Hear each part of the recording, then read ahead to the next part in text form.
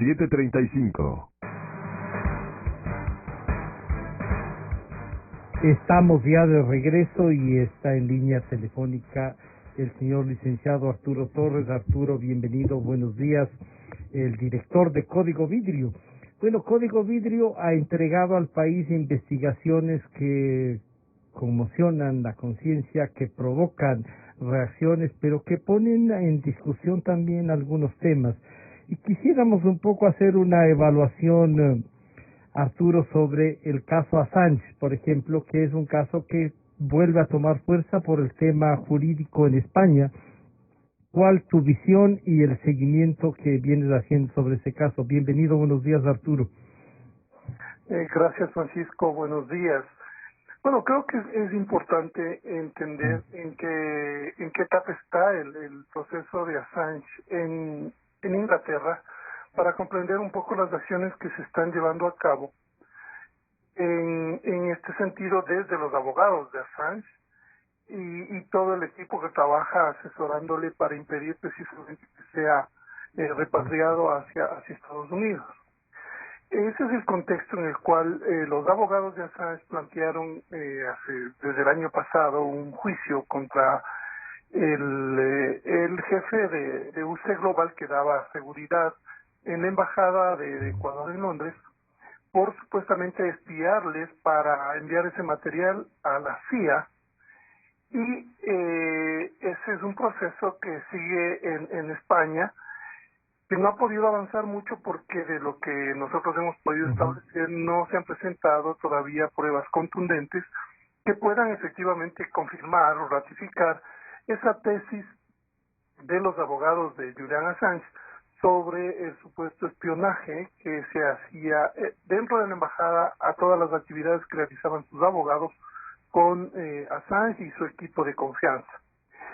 La semana anterior el expresidente Rafael Correa también entró en ese litigio y presentó una demanda contra David Morales, que es el CEO o era el CEO de UC Global, precisamente acusándolo de haber espiado, de haber recopilado información de él, de sus hijas, en fin, de su entorno familiar, porque no olvidemos que Morales también les daba seguridad a las hijas de Rafael Correa desde que ellas estaban estudiando, que él era el presidente, ¿no? Claro, estaba estudiando en Francia. Entonces ellos se encargaban de toda la seguridad en el exterior con el apoyo del Servicio de Protección Presidencial.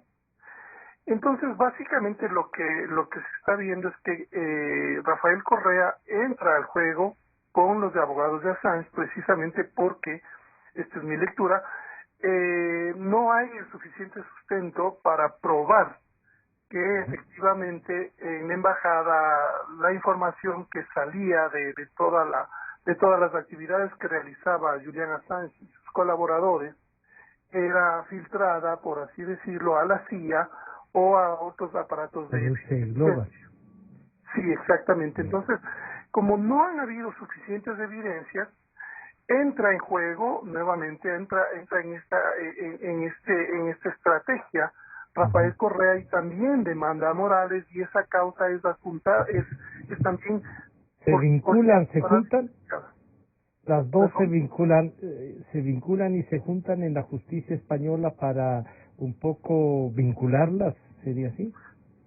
Sí, creo que sobre todo hay que entender este contexto, ¿no? En septiembre próximo, entre septiembre y octubre, se inicia el proceso de extradición de Julian Assange a Estados Unidos. Entonces, desde hace varios años, tanto Assange y sus abogados como el expresidente Correa y el ex canciller Ricardo Patiño han tratado de victimizar a Assange para precisamente evitar su extradición a Estados Unidos. Entonces, este es el momento en el cual ellos están muy activos con el apoyo directo. En esto ha entrado directamente los medios de Rusia, exactamente, para poder presionar, ¿no es cierto?, y generar opinión pública que básicamente de alguna forma victimiza a Assange como una bueno, vuelven a hablar de un Assange periodista, de un comunicador, investigador, y que tiene acceso, ya no se habla del rol político, no se habla de algunas otras actividades que incluso se dice, ¿no?, financiaban parte de su organización, y entonces tendrá que responder por eso. ¿Están violando el tema de la investigación en estos casos, de limitando a los periodistas? Tú que haces investigación no solo para los medios grandes, sino que ahora tienes Código Vidrio, ¿sentirías eso, que hay ahí también una afectación a las libertades, Arturo? Sí, es un tema importante el que estás topando, Francisco, porque evidentemente de por medio está el tema de la libertad de expresión, y más allá de de todas las circunstancias que rodearon al personaje Julian Assange y todos los excesos que se cometieron en la embajada de Ecuador en Londres, cuando porque está documentado, ingresaban todo tipo de personajes. La embajada fue utilizada para interferir en la política. Se violó todo lo del asilo, atropellaron absolutamente todo, se usaron el país en su territorio. Eso no es libertad de expresión. No estamos entonces tratando eso, sino los delitos cometidos en uso de un tema que era de derecho, también el asilo, ¿no?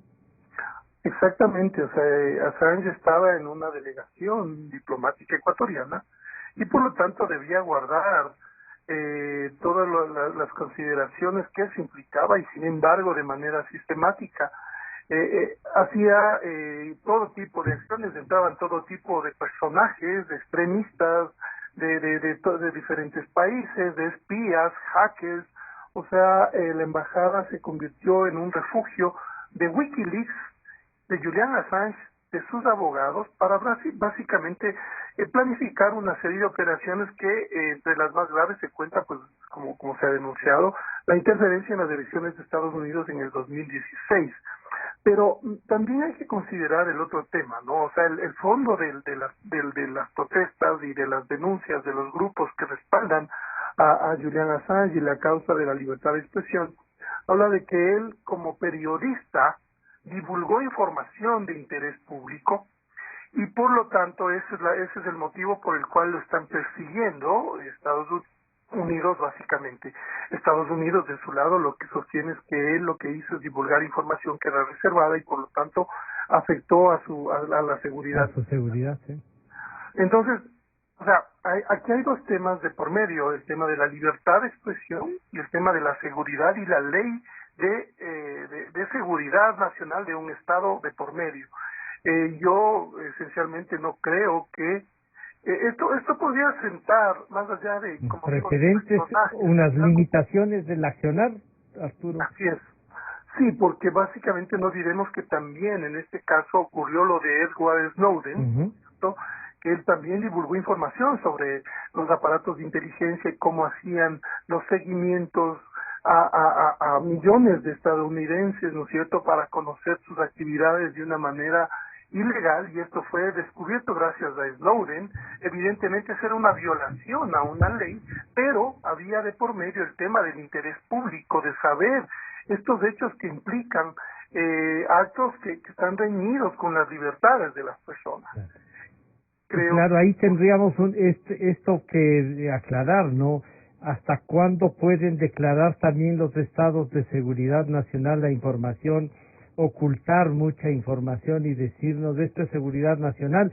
Y por ahí, en ese, como hablábamos con el general Javier, en ese callejón puede pasar cualquier cosa. Eso tampoco es posible, ¿no? Así es. O sea, me parece que hay que entender que, o sea, los conceptos de seguridad y libertad siempre están en choque, ¿no? En choque permanente en el manejo de los estados y de las sociedades.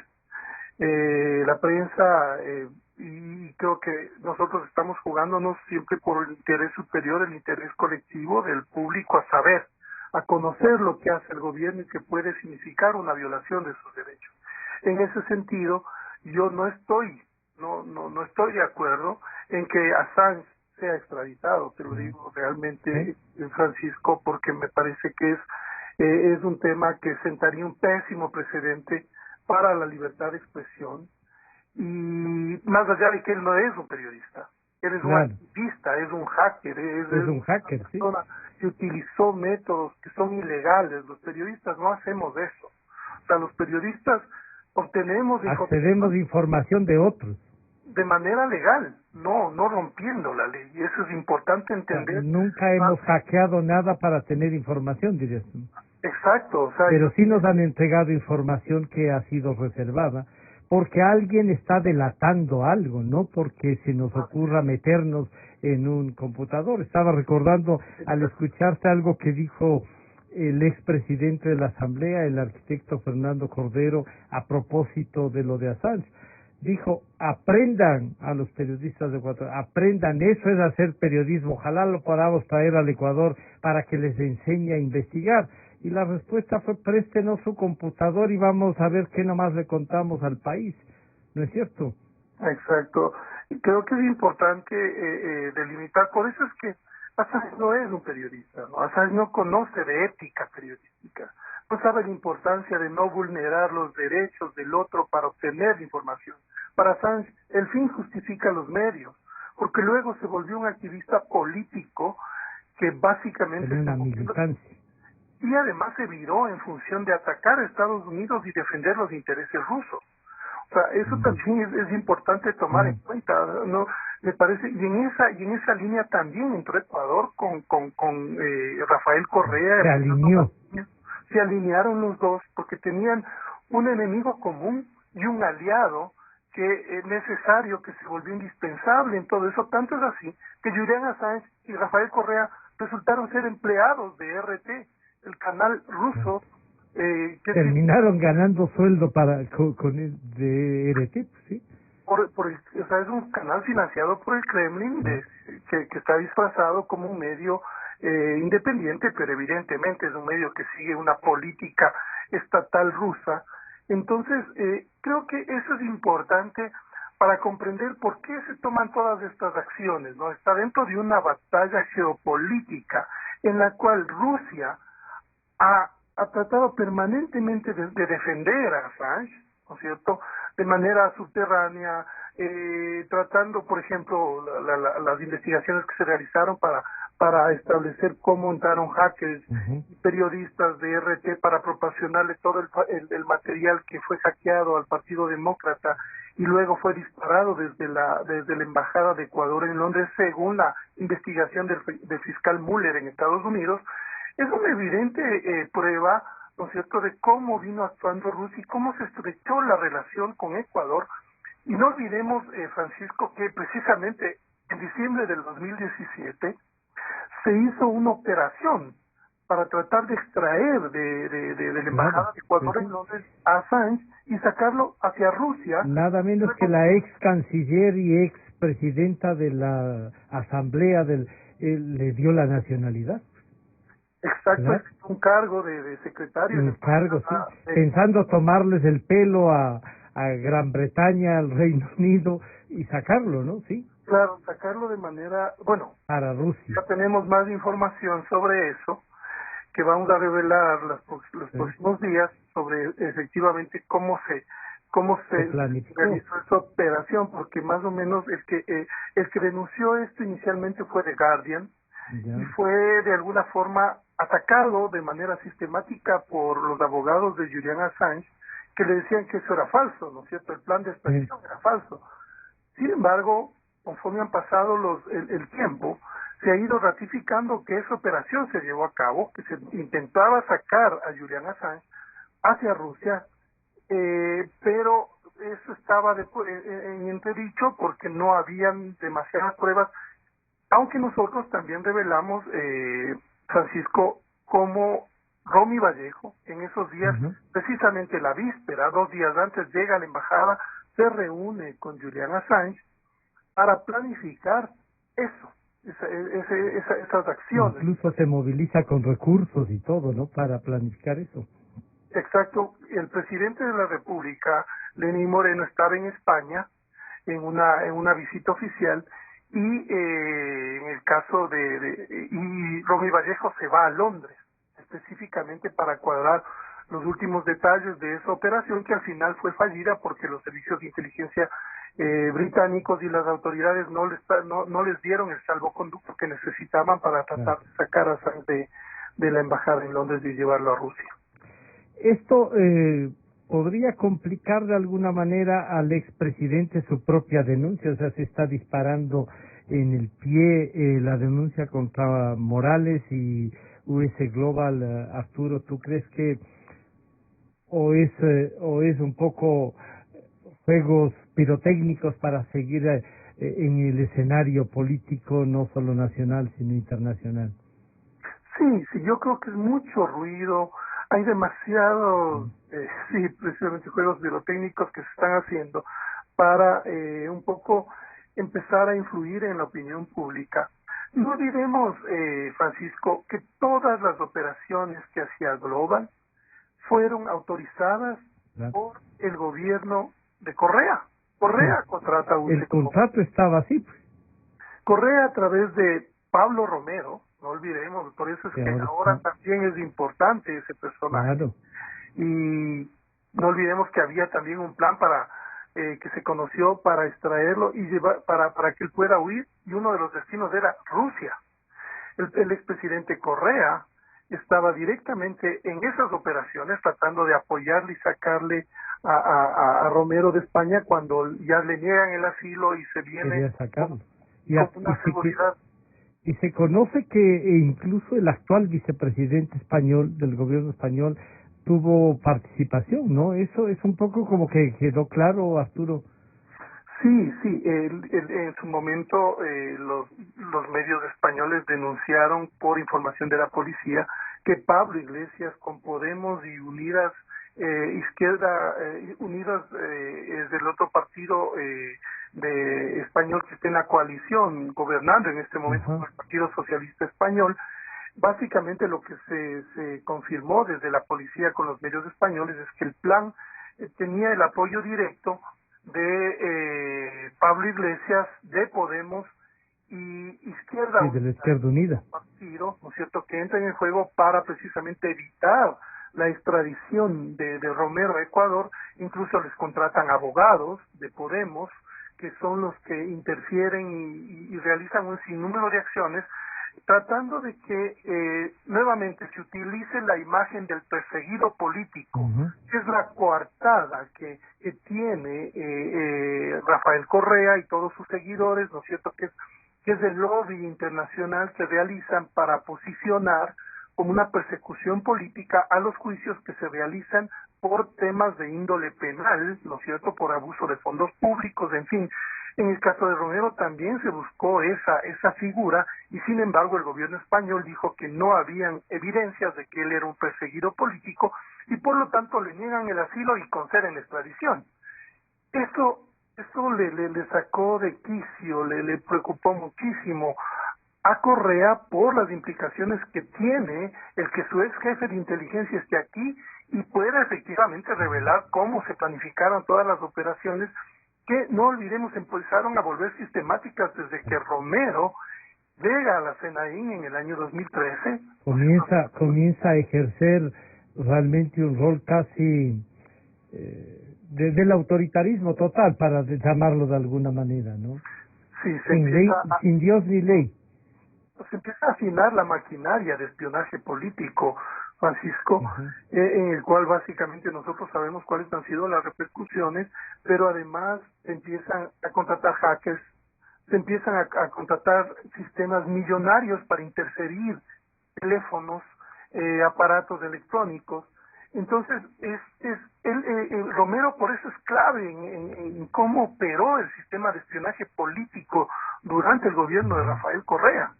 Él precisamente ahora debe estarse debatiendo en un dilema, ¿no? A pesar de que ya está por salir la sentencia, ¿no es cierto? Claro. Por un caso, pero de Fernando Valda, porque enfrenta el otro tema de Caminito, ¿no es cierto?, que es por el uso inapropiado de fondos reservados, de fondos secretos para inteligencia. Entonces, Romero y Vallejo, Romero está siendo juzgado, Vallejo no sabemos bien dónde estará y cómo estará, pero Romero, ¿crees que tú o hay aquí en estas formas de acuerdos unos pactos para callar y que alguien pague, ¿no? Las mafias suelen ser así y esto no se diferencia mucho de una mafia. ¿Crees que Romero algún rato se anime a hablar y a decir lo que pasó? La verdad es que ya el momento en el cual podía contar, me Bueno, parece que pasó, ¿no? ya. O sea, si quería cogerse de alguna forma a una rebaja o alguna colaboración eficaz, debía hacerlo en su momento porque ahora ya estamos en una etapa en la cual ya viene la resolución. Entonces, no estoy seguro si es que él todavía podría Podría. revelar todo lo que conoce sobre el sistema de inteligencia y cómo tenía estas directrices políticas esencialmente. Desde la Ahora, presidencia. sí, desde la presidencia, porque no olvidemos que el jefe de la CNI Pertenece básicamente a la. reportaba al presidente de la República. El cambio que se da es importante en la ley de seguridad porque antes no olvidemos que las operaciones de inteligencia se reportaban a este nivel al Consejo de Seguridad. exacto, al COSENA.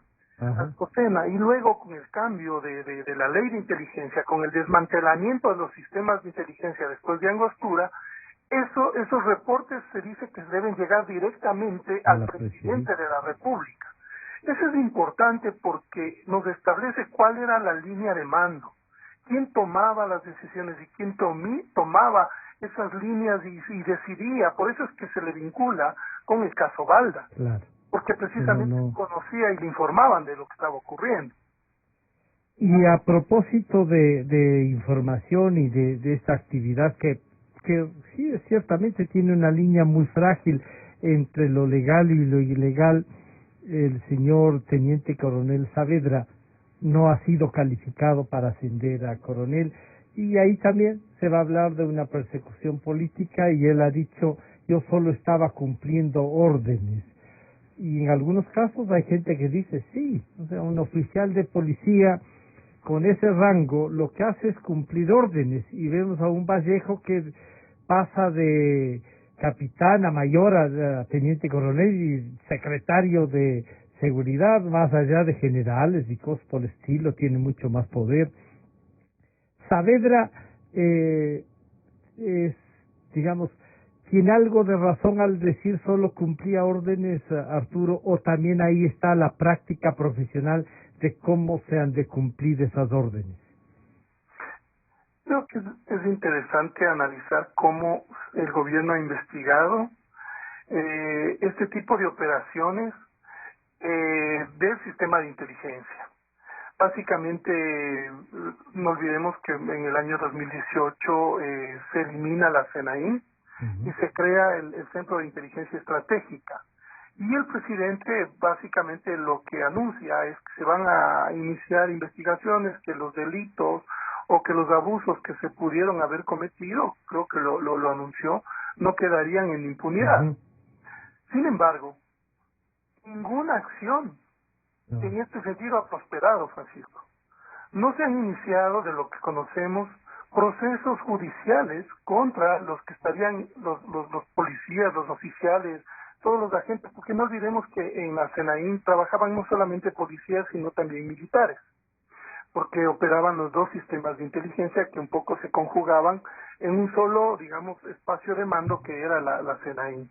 Entonces ahí trabajaban en conjunto, pero estas operaciones, todas estas denuncias que han venido básicamente del sector periodístico y de activismo de derechos humanos, sobre los hostigamientos y seguimientos que se... Los excesos de la policía en estos casos, ¿no? Exacto, porque a veces se hacían seguimientos que, según las denuncias, no tenían el consentimiento ni la orden judicial, ni eran conocidos por un juez ni por un fiscal como debe.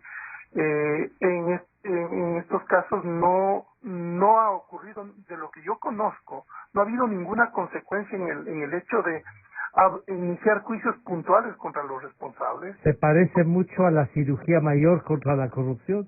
Parte de es esto también.